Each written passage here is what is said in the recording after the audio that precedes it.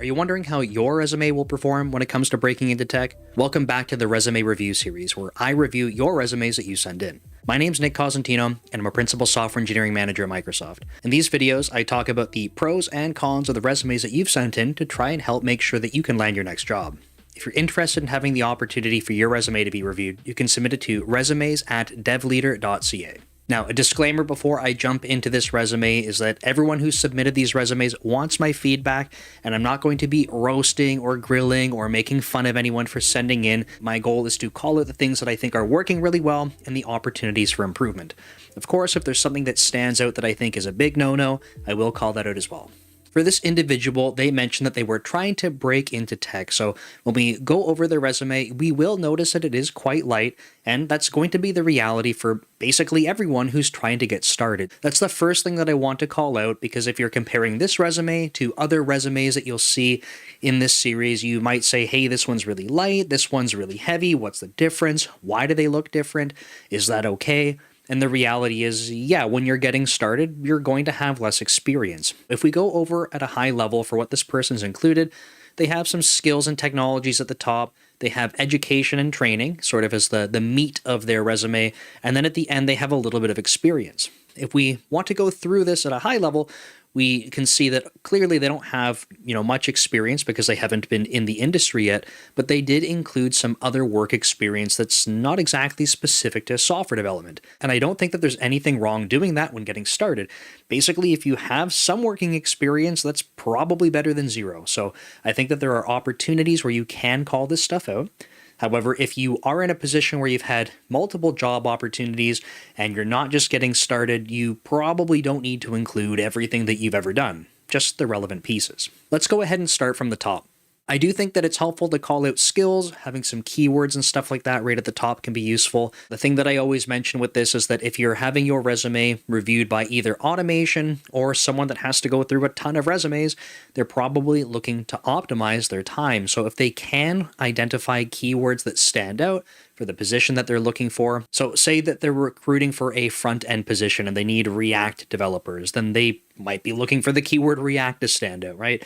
Or if they're looking for C# developers or someone who's familiar with ASP.NET Core, calling some of that stuff out can just make it really quick for someone's eyes to be drawn to it. Or again, if you're putting it through some type of automation, I'm not saying that this is the right thing to do. I'm just saying that if you're trying to optimize, then including some keywords can be helpful. So if we start looking at these a little bit more specifically, I think there's a couple of things that stand out as being positive and some that kind of just seem a little bit like keyword stuffing. For example, if we're going to call out things like SQL or Postgres, having them in also the word databases is kind of redundant. We can see that they know some database stuff from SQL and Postgres. HTML5, CSS3, I don't know, like that.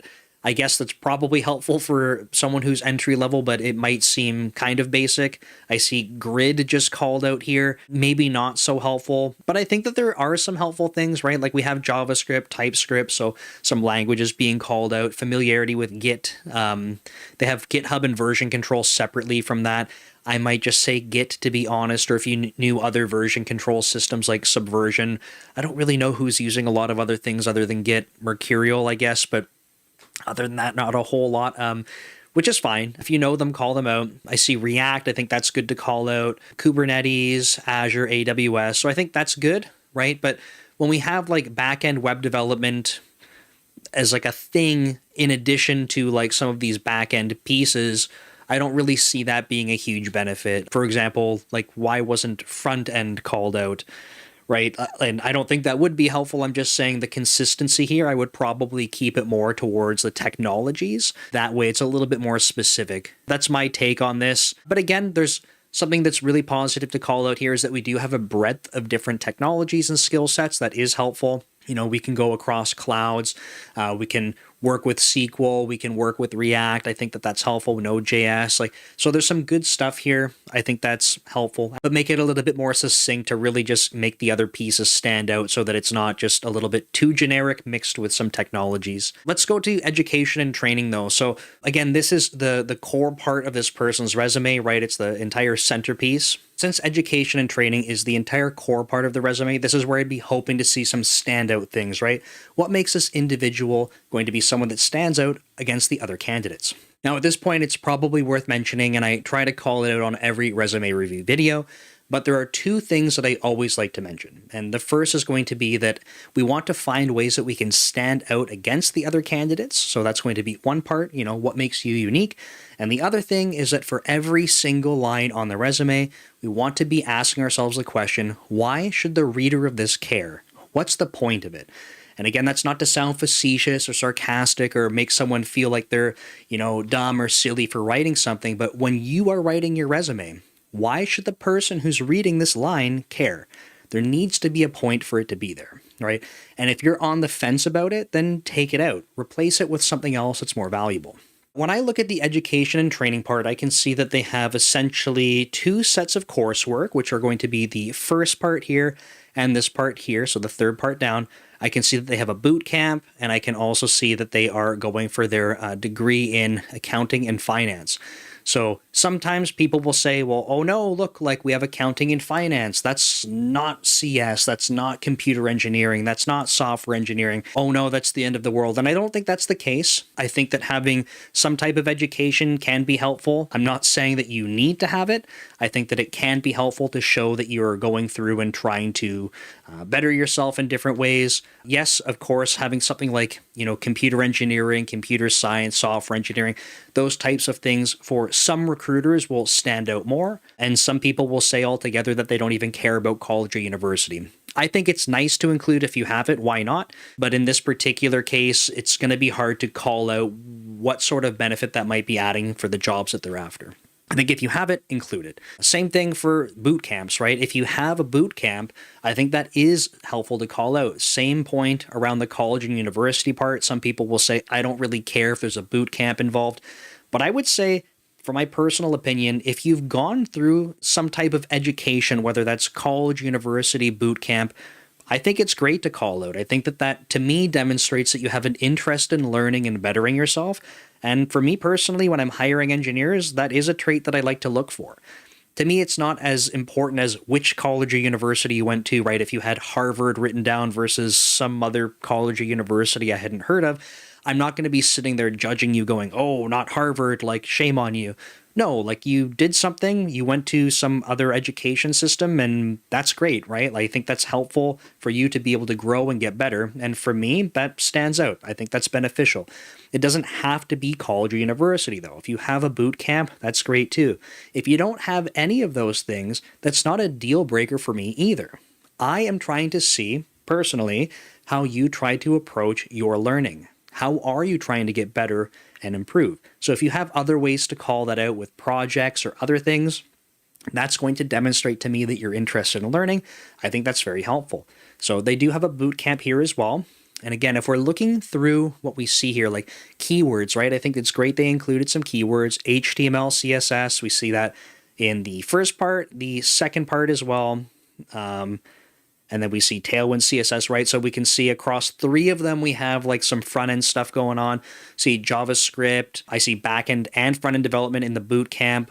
Again, JavaScript, Node, React. Again, I think they've done a good job with calling out keywords across all of these. One of the things that's hard for me to understand here is what was the significance of this? Just to kind of put it into perspective, I think that it's helpful that they did some additional coursework. I think it's helpful they did a boot camp. And I think that it's helpful that they went for post-secondary education. All of these are positive things, right? These are good things to include. However, when I read this, what I'm taking away from this is some keywords. I don't have any idea of the significance of this, the impact, and sort of the level of experience that someone was able to gain through this. And that's going to be a challenge. I'm not here to say that, oh, this is bad, this person has done a bad job in their education or their training or anything like that. But as someone reading the resume, I am not able to gauge the impact or significance of that work. I don't know how lengthy was the boot camp. Is this a 2-week boot camp? The coursework, is this something that was done over, again, a weekend, a couple of weeks, or something like that? I don't know to what depth that this person went to. This might be something that I could uncover in an interview, which is totally fine, right? Something to, again, put into perspective is that as the writer of this resume, you may have the perspective, like, I'm just going to pick the boot camp, for example. You might say, this was the complete web development boot camp. And this was actually something that was 6 months long. We worked in teams. We got to build all sorts of different projects. We had a capstone. We had to present things. We had to do different code reviews. Like, you might have all of these awesome things that you were doing over some period of time. And in your mind, you're like, this was so awesome. I learned so much. And then when we look at what's written, is that coming through? I don't know, as the person reading the resume, any significance of this. What I could do, if I had time, which, by the way, people that are likely reviewing resumes probably don't have a lot of time, and you don't want to put yourself in this position where you're either making someone guess or invest additional time when reading your resume. But if I had extra time, I could go research this and see what it's all about. But if I had, 900 other applications to go through, probably not doing that. When I read this, I cannot tell. Again, it doesn't mean that it's bad experience that this person, spent the time doing it. In fact, it could be quite the opposite. It could have been the most amazing boot camp and the most amazing learning experience. I simply cannot tell from reading this. So that would be my major feedback for this middle section. And going back to one of the points I said earlier, for each line that you have written here, why should I care? It's not a facetious question. It's not for me to point at this person and say, this is bad. What I want you and the person who wrote this to be thinking through is, like, when you say that you completed the coursework in here, like, why should I care about that? And what makes that stand out compared to other applicants? And if you think about this for just a moment, if there's going to be a lot of other people competing to go get a entry-level front-end position or back-end or even full stack, based on what I'm seeing here, I'm assuming that this person might be gravitating a little bit more towards front-end development just from what they have written. I am speculating a little bit here, but if that was the case, right, how many other applicants are going to be listing things like HTML, CSS, JavaScript, TypeScript? In terms of the volume of applicants coming in, this would not, the way it's written, would not stand out to me. I would say, yes, this is one more person that also has that. But here is another list of people that also have that. Now, if we're kind of, as a recruiter or someone reviewing resumes, if I have to compare these things, whoever has something that's going to stand out will continue to sort of move along in the pipeline. This is why it's really important to answer the questions, why should the person reading this care? And how is that going to help me stand out amongst others? I'm going to be repeating myself if I sort of dwell on that anymore, but I hope that that makes sense. I would always remind people, like, if you are the person who wrote this, or if you're looking at your resume, either while you're watching this or after you watch this, and you're like, hey, my resume is kind of in the same shape, you might be thinking, I have all of these other thoughts that I could have been expressing, but if they're not coming through clearly to the person that's reading the resume, then it's not really going to have the impact that you think it might. If we jump down to the last section here, this is where they have some work experience that is not related to doing any software development. And like I said, with the education as well, that's totally fine to include, especially if you're going for an entry-level position. A lot of people will be concerned where they're saying, hey, look, like I haven't had a software development position before, even if they've had, different part-time jobs and stuff before that. Or even for people that are switching careers, right? There are people that I've talked to, people that have submitted resumes, people that I've interviewed on podcasts and such that are career switchers. And they might have 5-10 years of experience and they're like, I want to get into software development. And then they have concerns around, well, all of these other people, maybe they're younger than me, they have this head start where they've been building programs for longer, or they've had development jobs, and then they're questioning, like, all this other experience I have, that's going to be worthless. But it's quite the opposite, because if you have other work experience, being able to work somewhere and have accountability, being able to demonstrate that you were taking ownership of things, that you were working in teams, there are plenty of other things that go along with building software that happen when you're actually working somewhere, instead of just, building projects or doing assignments for school. Being able to call some of that stuff out can really help you stand out. This goes back to differentiating, right? For someone else that submitted a resume that had zero work experience, how might I, as someone reviewing a resume, try to gauge if this person is going to have good, interactions with other people? Do they have experiences in teams? Like maybe in some of their schoolwork, maybe in a boot camp, but if I'm reading through and I can look at what they were doing at their job and I could get the understanding that they've been doing something in teams, that could be very helpful. So if we go through the job responsibilities here, so assist with the day-to-day accounting functions, including preparing journal entries, account reconciliations, analyses, and assisting with monthly close processes. Okay, so this to me is demonstrating that this person had some responsibilities that they had to carry out on a regular basis. Something that I am not gaining from this is sort of what the impact of that was, but that's going to be probably a little bit too critical for someone who's just getting started. But I do want to mention it because I think it's good advice to carry with you if you're trying to get your resume polished up.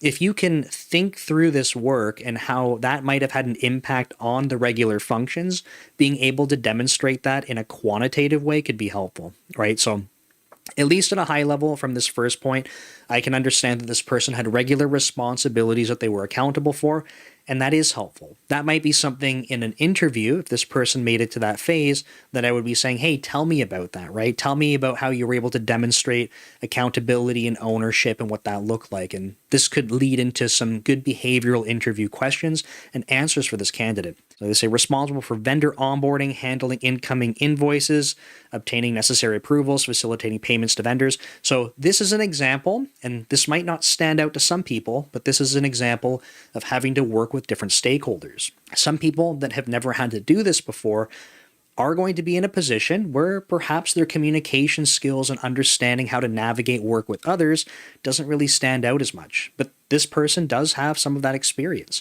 This is a really good thing to call out, especially for someone who is just getting started. The final point, prepare account reconciliations and bank reconciliations, ensuring that general ledger activities ties to the bank.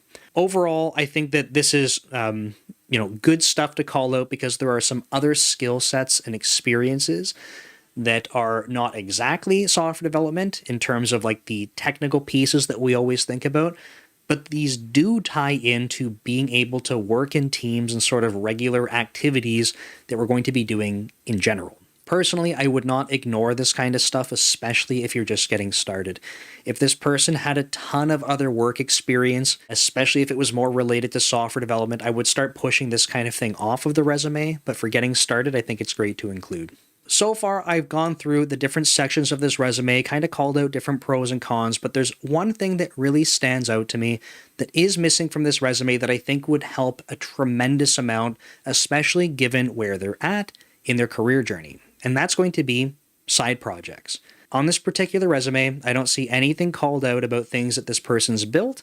I've seen that they have some experiences with different technologies, but I have no idea if they've been trying to practice and build things outside of, I can't even say really outside of work because they don't have software development experience, but outside of school, right? Are you trying to further your learning and experience by building things? Not everyone has time for this, but what I would say, going back to what I said earlier, if you have other people that are applying for these types of jobs, that's going to be your competition.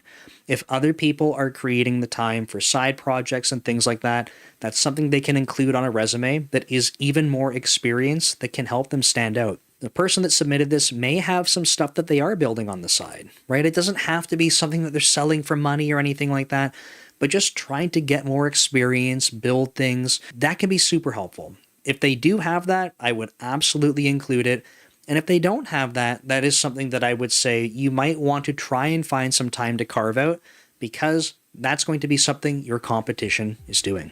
So overall, I think that this individual, especially for someone getting started, has included some great points here. I do think that there is a little bit of ways to go here in terms of being something that does stand out more.